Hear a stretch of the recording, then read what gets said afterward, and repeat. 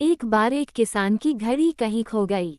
वैसे तो घड़ी कीमती नहीं थी, पर किसान उससे भावनात्मक रूप से जुड़ा हुआ था और किसी भी तरह उसे वापस पाना चाहता था। उसने खुद भी घड़ी खोजने का बहुत प्रयास किया, कभी कमरे में खोजता तो कभी बाड़े तो कभी अनाज के ढेर में। पर तमाम कोशिशों के बाद भी घड़ी नहीं मिली।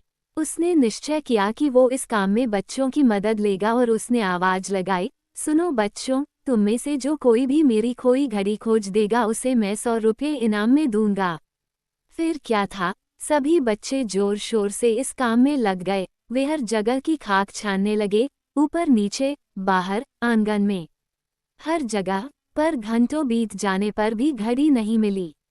अब लगभग सभी बच्चे हार मान चुके थे और किसान को भी यही लगा कि घड़ी नहीं मिलेगी। तभी एक लड़का उसके पास आया और बोला, काका मुझे एक मौका और दीजिए, पर इस बार मैं ये काम अकेले ही करना चाहूंगा।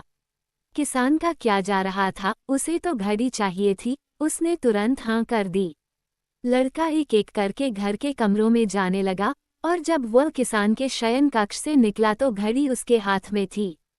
किसान घड़ी देख प्रसन्न हो गया और अचरज से पूछा, बेटा, कहाँ थी ये घड़ी, और जहाँ हम सभी असफल हो गए तुमने इसे कैसे ढूंढ निकाला? लड़का बोला, काका मैंने कुछ नहीं किया, बस मैं कमरे में गया और चुपचाप बैठ गया और घड़ी की आवाज़ पर ध्यान केंद्रित करने लगा।